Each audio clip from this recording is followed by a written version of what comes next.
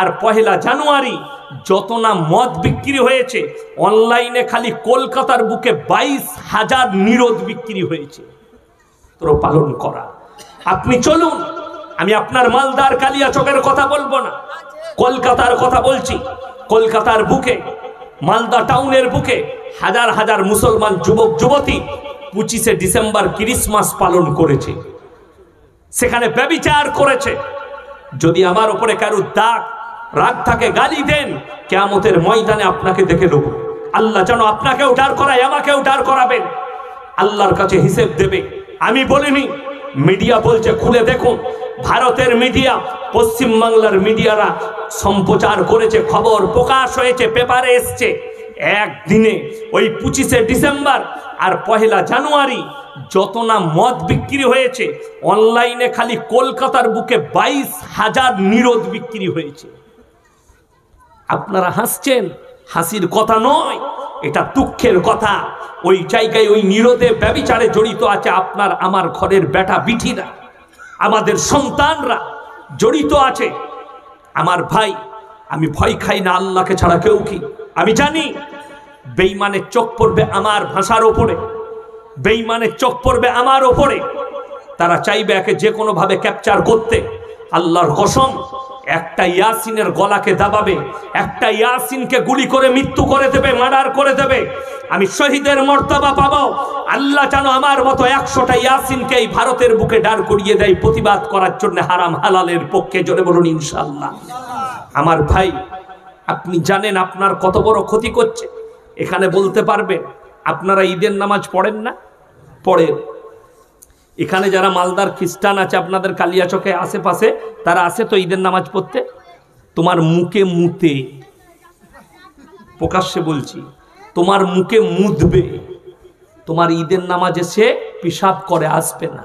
তাকে বলতে যাও, লাত মেরে ঘুরিয়ে দেবে। কিন্তু বড় কষ্টের বিষয়, মুসলমান 25শে ডিসেম্বর পালন করে। মুসলমানদের ছেলেরা পহেলা জানুয়ারি মদের বোতল নিয়ে হাঁড়ি চাপিয়ে ফিস্টি করে খায়, ঠিক কি না? তোমরা কোথা থেকে পেলে? তোমার মৌলবীকে জিজ্ঞেস করলে না, তোমার ইমামকে জিজ্ঞেস করলে না। এটা শরীয়ত সম্মত জায়েজ না নাজায়েজ? কোরআন বলছে গায়রিল মাগযুবি আলাইহিম ওয়ালাদ দাল্লিন। মাগযুব মানে ইহুদি আর দাল্লিন মানে নাসারা। এই দুটো দলই পদভ্রষ্ট এবং এদের অনুসারীরাও পদভ্রষ্ট হবে। আজকে কেন বলছি জানেন? বুকটা ফেটে যায় মুসলমান যুবক দিকে মদ্যপ অবস্থায় দেখলে। আমি কেন বলছি? আমার গ্রামটা ছোটখাটো গ্রাম নয়। আল্লাহ কি হুকুম দিয়েছেন? ইয়া আইয়ুহাল্লাযীনা আমানু কুলু আনফুসাকুম ওয়া আহলিকুম নারা। হে ঈমানদার ব্যক্তিরা, তোমরা শুনে নাও, নিজেদিকে জাহান্নামের আগুন থেকে বাঁচাও এবং তোমার আহলে বর্গকে বাঁচাও। তোমার প্রতিবেশী নামাজ পড়ে না, তোমার চাচা নামাজ পড়ে না, স্ত্রী পড়ে না, ভাই পড়ে না, বেটা পড়ে না, সকলকে দাওয়াত তোমরা দিবে। জোরে বলুন ইনশাআল্লাহ। যে নামাজ পড়ে না, আপনি একজন গ্রামের নামাজি ব্যক্তি রাস্তা দিয়ে আসছেন, নামাজ পড়ে না, আপনি তাকে বলেন, ভাই আজান হয়েছে, মসজিদে চল। আমাদের দেশের কিছু লোকের একটা রোগ খারাপ আছে, কি বলুন তো? 3 ঘন্টা চায়ের দোকানে আড্ডা মারবে, নামাজের লেগে দাওয়াত দেন। বলে ভাই সময় হয়ে উঠছে না, তো চেষ্টা করছি অনেক, কিন্তু হারাম করে 3 ঘন্টা চায়ের দোকানে বসে গল্প করছি। ঠিক বললাম না ভুল বললাম? হ্যাঁ, তুমি 3 ঘন্টা চায়ের দোকানে কাটাচ্ছ, কমপক্ষে এক ওয়াক্তে আমার বাবাজিরা ক মিনিট সময় লাগবে? 10 মিনিট। 5-10 কত? 50। কোরআন তেলাওয়াত আছে, তসবিহ আছে, ইত্যাদি আমল আছে, দিয়ে আপনি 2 ঘন্টা বাদ দেন। 24 ঘন্টায় 2 ঘন্টা বাদ গেলে কত থাকে? 22। যারা বিশেষজ্ঞ সাইকোলজি ডাক্তার যারা, তারা বলছে একটা সুস্থ মানুষ 6 ঘন্টার বেশি ঘুমাবে না। কত? 6 ঘন্টা। 6 ঘন্টা যদি ঘুমায়, সেই ঘুমটাই হচ্ছে সুস্থ লোকের ঘুম। যদি 6 ঘন্টা বাদ দেন, 6 আর 2 8 ঘন্টা গেল, 24 ঘন্টার কত রইল? 16 ঘন্টা। 16 ঘন্টায় বিবি, বাল বাচ্চা, প্রতিবেশী, আত্মীয় স্বজন সব করুন, ব্যবসা বাণিজ্য। আমার আল্লাহ নিষেধ করেনি ব্যবসা করতে, আমার আল্লাহ নিষেধ করেনি। কেউ যদি বলে মসজিদে ঢুকে গেলে আর বেরোনো চলবে না, এরকম কোনো হুজুরের মৌলবীর বয়ান শুনেছেন? শুনেননি, আর শুনতেও পাবেন না। কেউ যদি বলে মসজিদে ঢুকলে আর বেরোনো যাবে না, সেই মৌলবীর ইলেম কালাম নাই। কোরআন খুলেন সূরায়ে জুমআ। কোন সূরা বললাম? সূরায়ে জুমআ।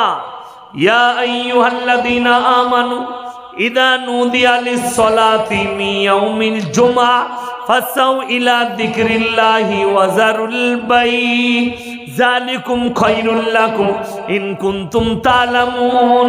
হে আমার নবী বলে দাও, জুম্মার দিনে যখন তোমাদিকে ডাক দেওয়া হয়, ব্যবসা বাণিজ্য ফেলে দাও, ব্যবসা বন্ধ করো, খেতি বাড়ি বন্ধ করো, আর আল্লাহর ঘরের দিকে ধাবিত হও।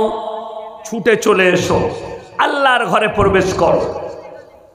পরের আয়াতে আল্লাহ বললেন, ফাইদা কুদিয়াতিস সালাতু ফান্তাশিরু ফিল আরদ ওয়াবতাগু মিন ফাদলিল্লাহ ওয়াজকুরুল্লাহা কাসীরান লাআল্লাকুম তুফলিহুন।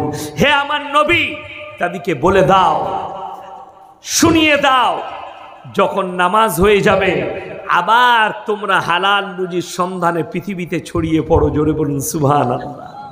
হালাল রুজির সন্ধানে পৃথিবীতে আবার ছড়িয়ে পড়ো। নামাজ কেউ ছাড়বো না। জোরে বলুন ইনশাআল্লাহ। হার হালতে নবীজি বলেছেন, যার নামাজ নাই তার ইসলাম নেই। আপনার নামাজ নেই, আপনার মধ্যে ইসলাম এলো না। খুব ভালো করে বুঝবেন, নামাজ আছে, ইসলাম আপনার মধ্যে আছে। নামাজ হচ্ছে এমন একটা হাতিয়ার, এই নিয়তে আমার নবীজি বলেছেন, ফাইন্নাহু ইয়ারাক। তোমরা নামাজ পড়লে মনে মনে ভাববে, আমি আল্লাহকে দেখতে পাই বা না পাই, আমার আল্লাহ আমাকে অবশ্যই দেখছেন, এটা বলবেন। আমার ভাই, দুশ্মনী কারোর সঙ্গে নাই। আমার দুশ্মনী তাদের সঙ্গে যারা আল্লাহ বিরোধী কাজ করে। আমার দুশ্মনী তাদের সঙ্গে যারা আল্লাহ ছাড়া অপরকে রব হিসাবে মানে। আমার দুশ্মনী তাদের সঙ্গে যারা ইসলামকে বিকৃত ঘটায়। তা না হলে আমি সেদিনে জলসায় গিয়েছিলাম, জাঙ্গিপাড়ায় জলসা ছিল। তো আমি তোহা সিদ্দিকের বাড়ির সামনে দিয়ে পেরুচ্ছিলাম, তো আমি দাঁড়ালাম, ভেতরে নিয়ে গেল, চা খাওয়ালো আমাকে, কোনো ব্যাপার নাই। আমাকে ঘুরিয়ে মাদ্রাসা দেখালো, ওনার মাদ্রাসা আছে। ফুরফুরার যে হুজুর কটা গালি দিচ্ছেন, তাদেরকে অনুরোধ করে বলবো একটু হাদিস কোরআনের চর্চা করবেন, গালি দেওয়ার আগে একটু করবেন। আর যদি মাদ্রাসা না খুঁজে পান, কমপক্ষে তোহা হুজুর একটা মাদ্রাসা করেছে বাড়িতে, তার মাদ্রাসায় গিয়ে দারাসে বসবেন আলেমদের কাছে, দিয়ে বলবেন বুখারী শরীফের ওই হাদিসগুলো দেখান যেগুলোতে মুনাফেক হওয়া যায়। একটু বলবেন, তাহলে পেয়ে যাবেন যে গালি কাকে দিতে হয়। আপনাকে বলবো কাফের কাকে বলে। আপনারা পীরের আওলাদ, সাধারণ মানুষ তো আমার কাছে বলছে, সাধারণ মানুষ, আপনারা কমেন্টগুলো দেখেন, সাধারণ মানুষ বলছে এদের মধ্যে ইলেম কালাম নাই। ওটা আমাদিকে খারাপ লাগছে। তোমাদের নিজের ক্ষতি হচ্ছে ইয়াসিনকে গালি দিয়ে, আমার ক্ষতি হয় নাই। আল্লাহর নবীকে যারা গালি দিয়েছিল ক্ষতি তাদের হয়েছিল, নবীজির কিচ্ছু হয়নি। নবীজি কাবা ঘরে কোরআন পড়ছে, হ্যাঁ, ওরা ফতোয়া দিচ্ছে ইয়াসিনের বায়ান শোনা যাবে না। মানুষ তত আমার বায়ান শুনবে, আর ইনশাআল্লাহ হক পথে আসবে, আর আমি হকের দাওয়াত আমার মৃত্যুকাল পর্যন্ত দিয়ে যাব। জোরে বলুন ইনশাআল্লাহ। আপনারা দোয়া রাখুন, আপনাদের জন্য আমি দোয়া রাখবো যে আল্লাহ আপনাদেরকে হকে টিকিয়ে রাখুক। ইয়াসিন যদি মরে যায়, এখানে দেখছেন মাদ্রাসার কত তালবিলিম এসছে, এইগুলো সব আমাদের সম্পদ। আলতাফিয়া মাদ্রাসা আছে, সুজাপুর মাদ্রাসা আছে, আপনার তার পাশে মোসেমপুর মাদ্রাসা আছে, এইগুলোতে বড় বড় মাদ্রাসা মালদায় আছে। এই মাদ্রাসাগুলো যে বাচ্চাগুলো হচ্ছে, এগুলো আমাদের সম্পদ, আমাদের উত্তরসূরিয়ারা। আমি মরে যাব, আল্লাহ আর একজনকে দাঁড় করাবে। আমি চলে যাব, আর একজন আসবে, আর একজন চলে যাবে, আর একজন আসবে। এটা তো দুনিয়ার পরম্পরা আল্লাহ করেছে, এক জামানায়। আপনারা আপনাদের দাদু যদি বেঁচে থাকে জিজ্ঞেস করেন গা, আমার বাপের আমার থেকে বেশি পাওয়ার ছিল জলসার। তখন মোবাইলের যুগ ছিল না, নাহলে শওকত সাহেব কি জিনিস ছিল এই বেরেলি মাল কটা বুঝতে পারত। হাওয়ার মতো উড়ে গেছে আমার আব্বাজি। আর গোলাম আহমদ মোর্তজা সাহেব মরহুম, আল্লাহ জান্নাতি করুক, বলুন আমিন। আমার আব্বাজি বেঁচে আছেন, উনি দুনিয়া ছেড়ে চলে গেছেন। মেদিনীপুরের একটা গ্রামে জলসায় গিয়েছিল, আমি নাম লুবো না গ্রামটা। তখন আমি বাচ্চা ছেলে, গল্প শুনেছি, আমি সেই গ্রামটাই জলসা করেছি। বেরিয়ে জেনারেটর ভেঙে দিয়েছিল কারা? এই সুন্নিরা, সিন্নিখোররা। এবং গোলাম আহমদ মোর্তজা সাহেব আর আমার আব্বাজি ধান ক্ষেতের মাঠ দিয়ে লুকিয়ে লুকিয়ে গিয়ে ট্রেন ধরে এসেছিল। সেই গ্রামকে আল্লাহ আজকে পরিবর্তন দিয়েছে। জোরে বলুন সুবহানাল্লাহ। আমি যখন প্রথম জলসায় গেছি, আব্বাজানের মুখ থেকে শুনেছি, আমি তো ভয়ে দাওয়াত দিচ্ছিলাম না। তারা এক জায়গায় এসে দেখা করলো, হুজুর অসুবিধা নাই, আপনি আসুন। গেলাম, একটা বৃদ্ধ বাবাজির সঙ্গে দেখা, মসজিদে বসে আছেন। হ্যাঁ গো, তুমি শওকত সাহেবের ছেলে? জি। তিনি হাত দুটো ধরে কেঁদে বললেন, আল্লাহ আমাকে কবুল করেছে।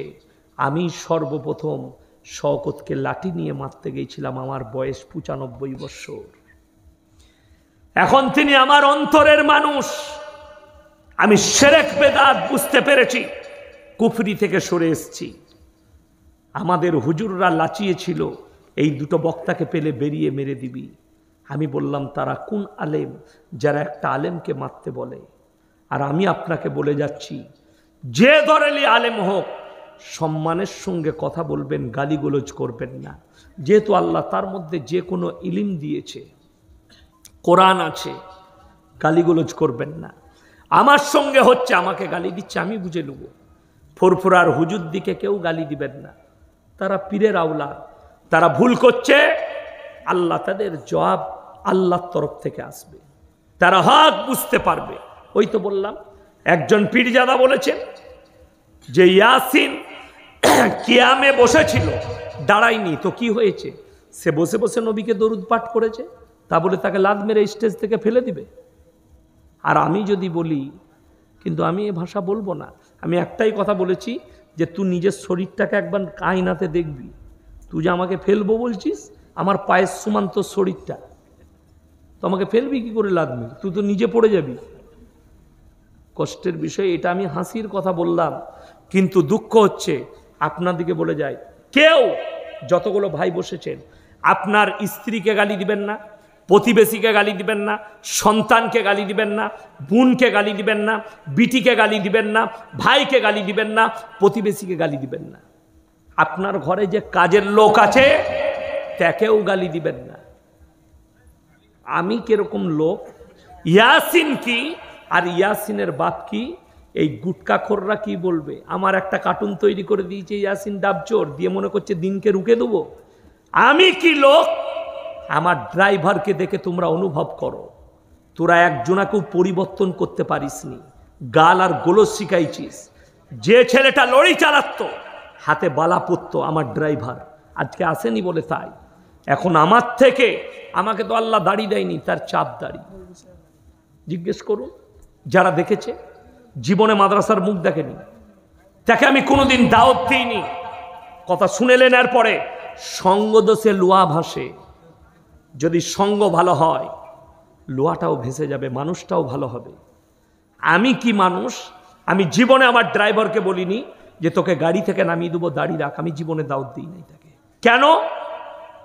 সে জালসায় আমার বায়ান শুনেছে, যখন গাড়ি চালাতো, হাতে বালা, এক হাতে সুতো, একটা চেন, সালমানের মতন, চুলের কাটিং আলাদা, জিন্সের প্যান্ট আর গেঞ্জি। আমি তাকে কোনোদিন নিষেধ করিনি। সে একদিন হঠাৎ দেখছি লুঙ্গি আর পাঞ্জাবি পরে চলে এসছে। আমি কি হলো রে?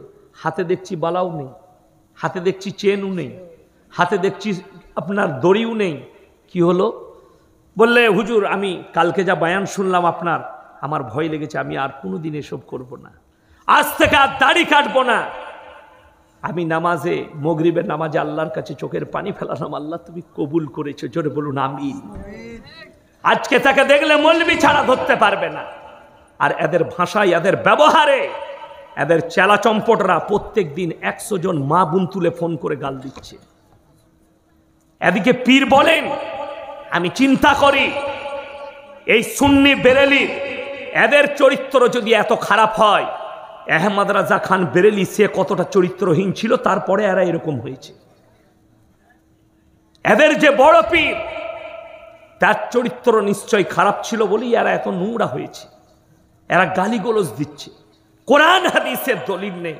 ভাই কোরআন হাদিসের দলিল দে না, কিয়ামের দলিল কিছুই নাই, খালি বলছে দরুদ। ওটা তো দরুদই নয়, তুই যে কিয়ামটা দরুদ ওটা প্রমাণ করা। কিয়ামটা তো কিয়াম কে বললে করা যাবে না। হ্যাঁ আপনারা বলছেন কিয়াম করা যাবে না, কিয়াম করা যায়। কিয়ামের মানে কি?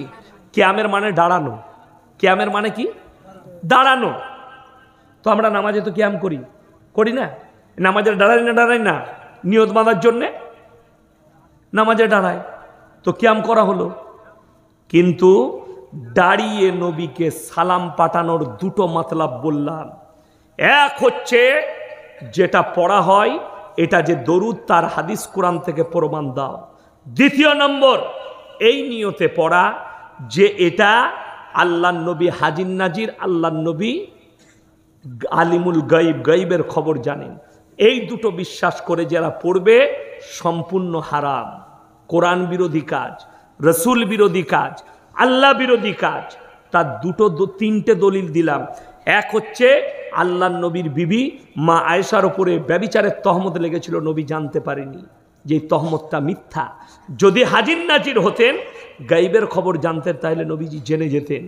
সশরীরে মিরাজকে অস্বীকার করা হবে, এটা গুটকাকর জিলাপি হুজুরের হুঁশ নেই যে মিরাজ সশরীরে হয়েছে, তা না হলে অস্বীকার করো, তোমার ঈমান নষ্ট হয়ে যাবে। তৃতীয় নম্বর সূরা ইউসুফে আল্লাহ বললেন, তোমাকে আমি এই বৃত্তান্ত ওহির মাধ্যমে জানাচ্ছি, আমি যদি না জানাতাম তুমি এর পূর্বে গাফিল ছিলে। সূরা হুদে আল্লাহ তাআলা এই ধরনেরই দলিল দিয়েছেন। কোরআনে একাধিক দলিল আছেন, বড় দলিল হচ্ছে এই কোরআনটা। আল্লাহর নবী যদি হাজির নাজির হতেন, এই কোরআনে যে আল্লাহ অবতীর্ণ করেছেন, আল্লাহর নবীর আর পৃথিবীর মানুষের অজানা কথাগুলো আল্লাহ কোরআনে জানিয়েছেন। জোরে বলুন সুবহানাল্লাহ। ওই জন্যে আমার ভাই সবাই 5 ওয়াক্তের নামাজি হব, আল্লাহকে ভয় করব। আপনারা আমার জন্যে দোয়া রাখবেন, আমি আপনাদের জন্যে দোয়া রাখি। যারা আমার বায়ান দেশ প্রবাসী যারা শুনছেন লাইভে, তাদেরকে অনুরোধ করব, আমার পক্ষ থেকে অনুরোধ, কেউ কি গালিগোলজ করবেন না, অশ্লীল ভাষা বলবেন না। ফুরফুরার হুজুররা আমাকে গালি দিয়েছে, আল্লাহর কাছে তারা জবাব দিবে, আমি আল্লাহর উপরে ভিড়ে দিয়েছি। যারা বেরেলবি মৌলবি যারা গালি দেওয়া করেছে ফোন করে একাধিকবার, আমি তাদের জন্য দোয়া করব, আল্লাহ তাদেরকে ক্ষমা করুক, মাফ করুক। আপনারা আমার জন্য দোয়া রাখুন, আমি আপনাদের জন্য দোয়া রাখি। ওয়ামা আলাইনা ইল্লাল বালাগ। আসসালামু আলাইকুম ওয়া রাহমাতুল্লাহি ওয়া বারাকাতুহু। সবাই দরুদ শরীফ পড়ুন। আল্লাহুম্মা সাল্লি আলা মুহাম্মাদিন ওয়া আলা আলি মুহাম্মাদ কামা সাল্লাইতা আলা ইব্রাহিমা ওয়া আলা আলি ইব্রাহিম ইন্নাকা হামিদুম মাজিদ। আল্লাহুম্মা বারিক আলা মুহাম্মাদিন ওয়া আলা আলি মুহাম্মাদ কামা